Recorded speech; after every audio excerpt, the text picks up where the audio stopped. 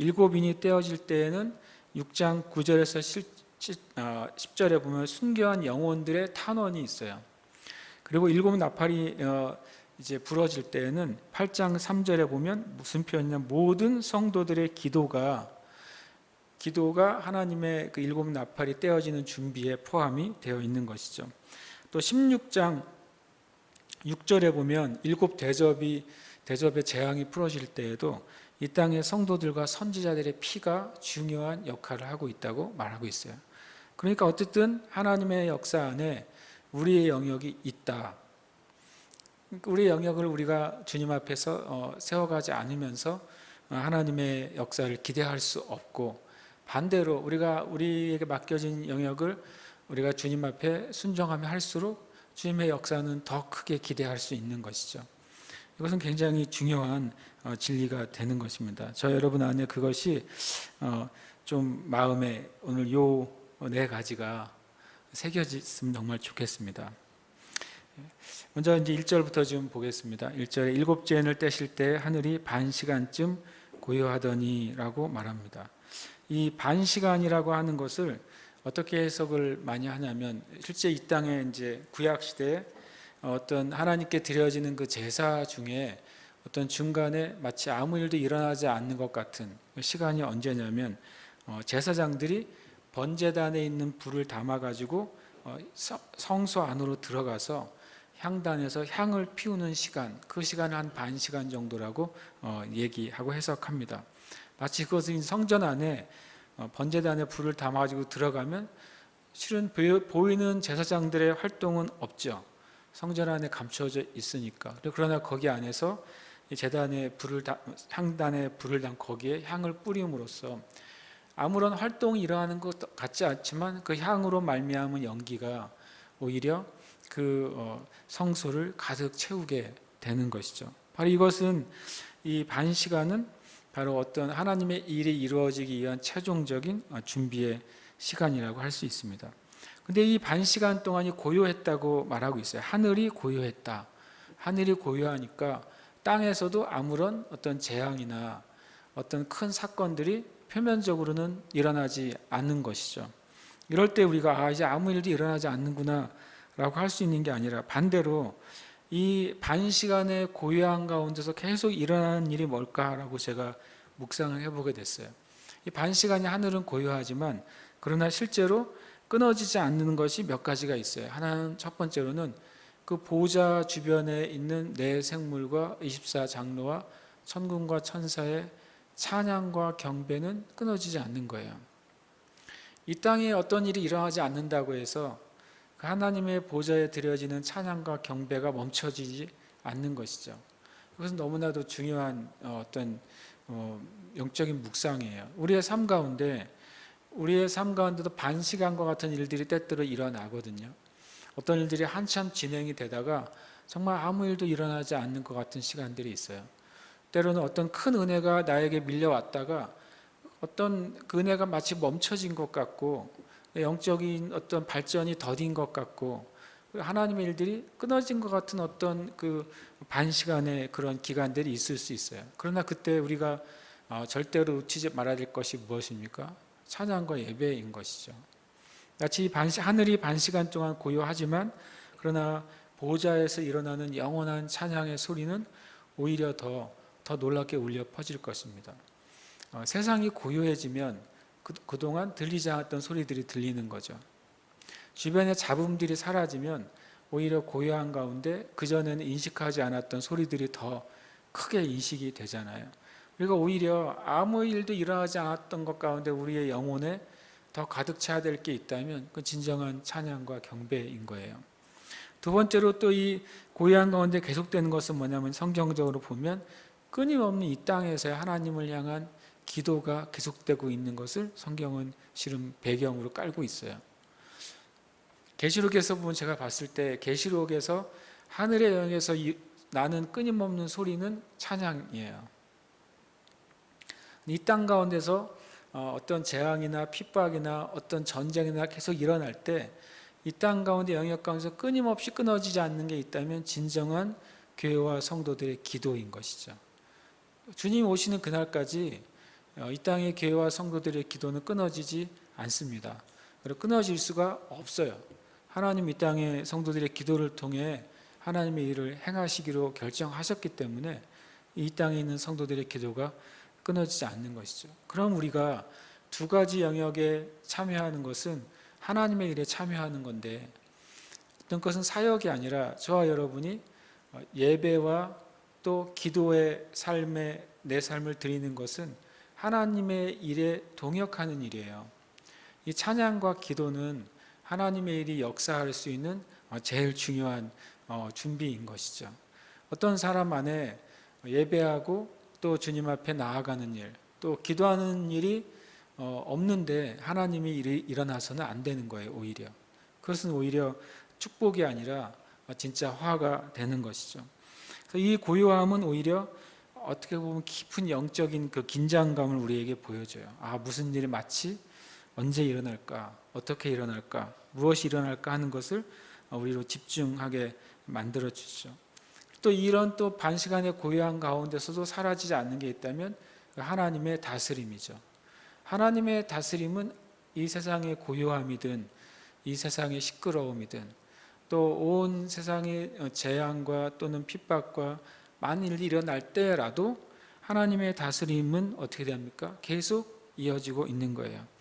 그러니까 어떤 환경 상황 가운데서도 하늘의 차원의 찬양, 이 땅의 진정한 교회와 성도들의 기도, 그리고 하나님의 다스리심은 계속 이어진다. 이것은 너무 중요한 진리인 것이죠. 이 나팔이 이제 준비가 됩니다. 내가 봄에 그 반시간 가운데 고요한 가운데, 고요할 때는 이제 사도 요한의 입장에서는 뭐가 없어진 거예요? 소리가 사라진 거죠. 그동안 많은 걸 막 보고 있었어요. 엄청난 인이 떼질 때마다 온 세상이 막 뒤집어지고 어떤 많은 큰 일들이 일어난 것을 계속 보고 있다가 갑자기 하늘이 고요하면서 이 요한의 입장에서는 소리가 싹 사라진 것이죠. 소리가 사라지니까 주의가 환기되면 또 무엇인가에 집중하게 되죠. 그때 하나님께서 이 사도 요한에게 새로운 어떤 환상의 차원을 열어주세요. 하나님 앞에 7 천사가 서 있는 장면을 보게 되죠. 소리가 싹 사라지면서 갑자기 이제 청각은 사라지면서 시각이 열리게 됐어요. 그래서 7 천사가 서 있는데 그때 그들이 하나님으로부터 7 천사, 7 나팔을 받았다는 사실을 이 사도 요한이 이제 보게 되는 거죠. 나팔은 무엇을 의미합니까? 나팔은 처음 나팔이 등장하는 것이 출애굽기 19장이에요. 주님께서 이스라엘 백성들을 이제 시내산 이후에 행진하거나 전쟁을 하거나 어떤 때와 신호를 알리기 위해서 나팔을 만들어서 사용하라고 말씀하기 시작하십니다. 그러니까 이 나팔은 시간과 때를 알리는 도구예요. 그러니까 7 나팔이니까 7개의 시기, 7개의 때에 대해서 미리 알려주는 역할을 한다고 할 수 있는 것이죠. 그리고 또 어떻게 보면 이 나팔절이라고 하는 것, 로시아샤냐 얼마 전에 이 나팔절이 지나갔죠. 나팔절은 바로 새로운 해가 시작되는 것이죠. 영적으로는 이제 이미 새로운 해가 시작이 됐습니다. 그리고 오늘 이 시간은 되게 중요한 날이죠. 성경의 절기로서는. 오늘 이 시간이 무슨 날일까요? 오늘 저녁 해 질 때부터 내일 저녁 해 질 때까지가 대속죄일이에요. 그러니까 지금 이스라엘은 다 금식하고 있죠. 왜냐하면 대속죄일이니까 자기의 죄, 나라의 죄를 회개하는 날이 이제 오늘 해 질 때부터 내일 또 저녁 해 질 때까지 그 시간이 바로 이제 하나님 앞에 대속죄일이죠. 근데 우리에게 있어서는 이미 유일하신 영원하신 제물 되신 예수 그리스도께서 이 대속죄일의 역사를 완성하셨죠. 우리가 다시 이 대속죄일에 회개할 건 없죠. 우리의 구원을 위해 회개할 일은 없어요. 그러나 우리가 이거 대속죄일을 통해서 예수님의 그 놀라운 은혜를 생각하고 묵상하고 또 주님 앞에 감사할 수 있는 날이 될 수 있는 것이죠. 이렇게 이것도 마찬가지로 이런 절기는 나팔을 통해서 알려지고 선포되는 것이죠. 그러니까 나팔은 이전의 시즌과 다음 시즌을 구별하는 것이 나팔의 소리가 되는 것이죠.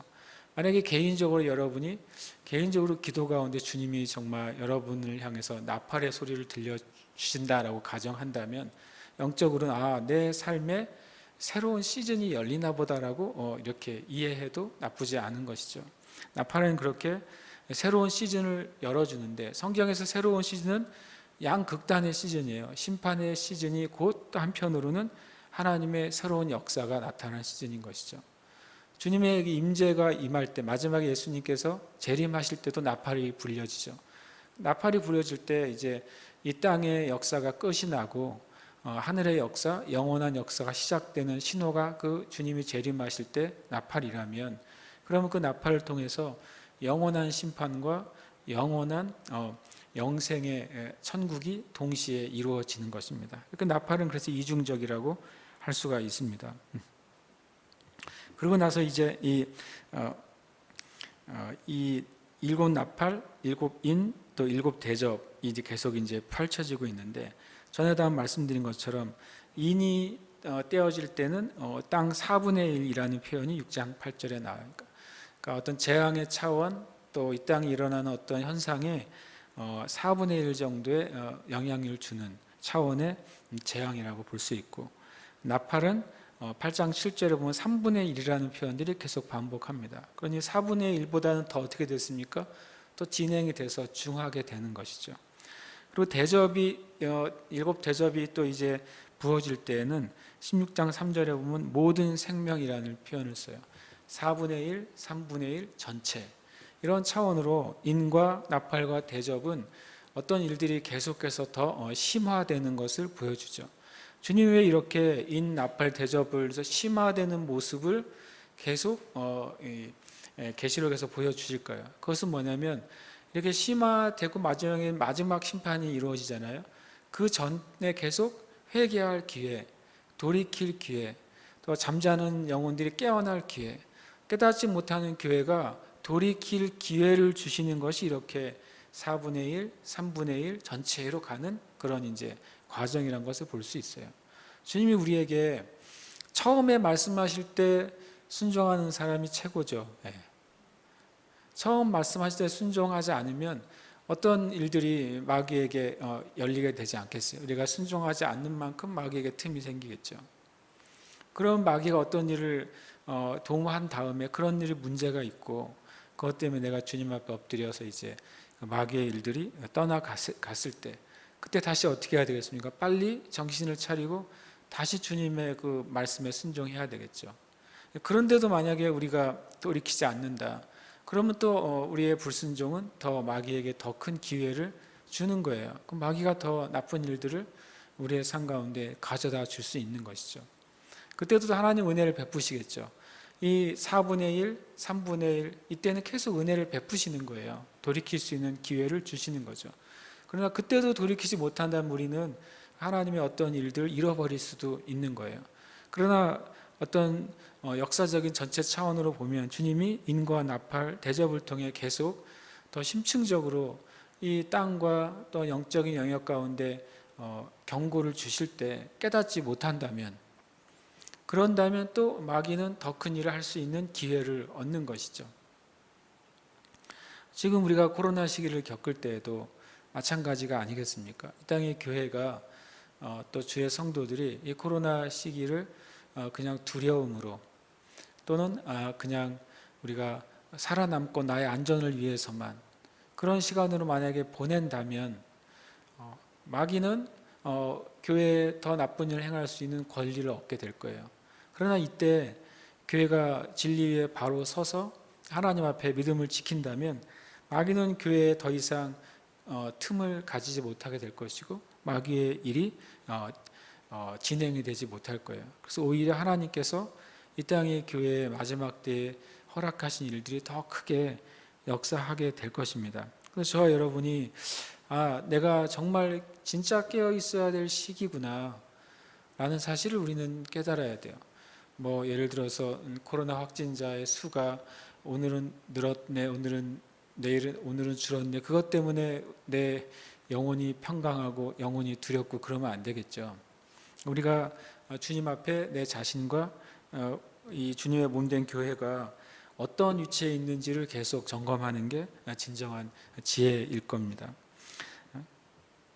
그 다음에 그런 면에서 봤을 때 심판은 그 타락한 인간과 저주받은 땅에 대한 변화와 회복을 위한 준비다. 제가 이제 계속 이 인과 나팔과 대접을 보면 크게 인과 나팔과 대접이 조금 전에 나눈 것처럼 한 파트는 사람들에게 임하는 일들이에요. 한 파트는 자연계에 임하는 일들이에요. 왜 이렇게 사람과 자연을 주님이 심판하시고 재앙을 주실까? 그 이유는 뭐냐면 죄의 결과로 누가 타락했어요? 인간이 타락했죠. 그리고 죄의 결과로 인간이 타락하고 또 인간이 영적인 주도권, 영적인 하나님의 권세를 빼앗기니까 뭐가 저주를 받았습니까? 땅이 저주를 받았잖아요. 그러니까 이 타락한 인간의 요소가 제거되기 위해서 심판이 일어나야 되고 저주받은 땅의 요소가 제거되기 위해서 재앙이 부어져야 되는 거죠. 그러면 인간에게 타락한 면이 심판을 통해 제거되고 이 땅의 저주가 심판을 통해 제거되면 나중에 새 하늘과 새 땅이 임할 수 있는 그런 기반이 놓여지는 것입니다. 마찬가지로 이 땅 가운데 인간의 죄가 심판을 받을 때 정말 하나님의 의로운 백성들이 주님 앞에 설 수 있는 기반이 제공이 되는 거예요. 그런 면에서 심판은 어떤 준비예요. 변화와 온전한 회복을 위한 준비가 바로 심판이라는 사실을 우리는 좀 기억할 필요가 있습니다. 그 다음에 3절에 보면 또 다른 천사가 와서 제단 곁에 서서 금향로를 가지고 많은 향을 받았으니 이는 모든 성도의 기도와 합하여 보좌 앞 금 제단에 드리고자 함이라. 향연이 성도의 기도와 함께 천사의 손으로부터 하나님 앞으로 올라가는지라. 천사가 향로를 가지고 제단에 불을 담아다가 땅에 쏟음에 우레와 음성과 번개와 지진이 나더라. 제가 아까 이제 설명했던 어떤 우리가 이 그림으로서 봐야 될 그런 이제 장면이라고 말씀드렸어요. 여기서 중요한 아주 포인트는 바로 기도죠. 그리고 향연입니다. 향연과 기도는 저는 이제 어떻게 해석을 하냐면 하나님께 드려지는 그 찬양과 하나님께 드려지는 기도라고 좀 이제 이해를 하게 됐어요. 찬양과 기도가 합하여서 하나님 앞에 올라갈 때 그것은 하나님의 역사가 나타나는 엄청난 강력한 통로가 되는 것이죠. 그러니까 여호사밧 왕 때에도 이 찬양이 하늘의 권세가 열리는 통로라는 사실을 우리는 배웠어요. 여호사밧이 군대 앞에 서서 하나님을 찬양한 찬양대를 앞세웠을 때 하나님께서 초자연적인 역사를 통해 그 적들을 물리치셨다는 사실을 우리는 보게 됩니다. 당연히 이 땅의 그 기도들, 엘리야 한 명의 기도, 엘리사 한 사람의 기도가 나라와 민족을 이겼다는 사실을 우리는 보고 있는 것이죠. 그래서 성경 가운데 엄청 강력한 무기는 실은 바로 이 찬양과 기도예요. 우리의 찬양, 우리의 기도가 마귀를 그냥 막아낸다는 차원이 아니라 우리의 찬양과 기도는 하나님의 역사를 이루는 통로가 되고 우리의 찬양과 기도는 하나님이 이 땅에 임하시는 통로가 되기 때문에 강력한 능력이 되는 것이죠. 바로 그것이 하나님께 올려지고 그리고 그것이 이 땅에 쏟아진다고 성경은 말하고 있습니다. 그런데 이제 4절에 보면 이 성도의 기도를 한 번 더 보고 싶어요. 이 성도의 기도는 서로 다른 장소와 서로 다른 상황에서 드려지는 다른 성도들의 기도가 합해진 것이잖아요. 모든 성도의 기도라고 표현하고 있어요. 저 이 말이 되게 의미가 있다고 생각합니다. 이 땅에 있는 교회들이 다 한 곳에 모여 있지 않잖아요. 이 땅에 있는 교회들이 다 같은 교단이 아니잖아요. 이 땅에 있는 교회들이 신학이 다 같지도 않잖아요. 그렇죠? 이 땅에 있는 교회들이 하고 있는 사역도 같지 않아요. 근데 놀랍게도 하나님이 이 땅에 있는 교단과 신학과 사역을 통해 일하시는 게 아니라 이 땅에 있는 교회와 성도들이 한 영이신 성령님 안에서 하는 기도를 통해 일하신다는 게 너무나도 감사해요. 왜냐하면 성령님 안에서 하는 기도는 신학을 초월하고 교단을 초월하고 사역을 초월해서 주님 앞에서 하나로 엮여지기 때문에 그런 것입니다. 우리가 하나님 앞에서 성령으로 기도할 때에만 교회는 일치하는 거예요. 그 외에는 교회가 물리적으로나 세상적인 방법으로 일치할 수 있는 게 없어요. 성령 안에서 기도할 때 교회는 일치됩니다. 일치된다고 하는 표현은 한 교단이 된다는 것이 아니라 하나님 앞에 드려지는 그 기도가 되는 것이죠. 성령님이 이렇게 역사하시는 거예요. 그래서 실은 어떻게 보면 이 땅에 부흥이 오기 위해서 교단이나 교파나 단체나 신학을 초월해서 하나님께서 하나님의 성도들을 모이게 하실 때 그때 이루어지는 것은 아주 단순할 겁니다. 성령 안에서 함께 기도하는 것이죠. 성령 안에서 함께 기도하기 시작할 때 교회는 영적으로 일치되고 한 성령 안에서 하나님 앞에 나아가게 되는 거예요. 어떻게 보면 유대인과 이방인들이 하나가 되는 길이 성령 안에서 하나 되는 것이라고 성경은 말씀하시고 성령 안에서 하나 돼서 하나님께 나아갈 것이라고 에베소에서 말씀하고 있어요. 그럼 저는 그 수단도 바로 찬양과 기도라고 믿어요. 찬양과 기도 안에 있을 때 이 땅에 있는 모든 영혼들이 한 영으로 합쳐질 수 있는 것이죠. 그리고 그 기도가 향연과 함께 하나님께 앞으로 올라갑니다. 그러면 이 천사가 향로를 가지고 5절에 보면 제단의 불을 그 금향로에 담는다고 말하고 있어요. 제단의 불은 무슨 역할을 합니까? 제단의 불은 첫 번째로는 재물을 태우는 역할을 하는 것이죠. 제단의 불은 하나님께 죄를 위해서 대신 희생된 그 재물을 태웁니다. 그러니까 재물을 태운다고 하는 것은 죄를 태우는 것이죠. 죄를 태운다고 하는 건 두 가지죠. 거룩해 하는 것과 또한 심판하는 거예요.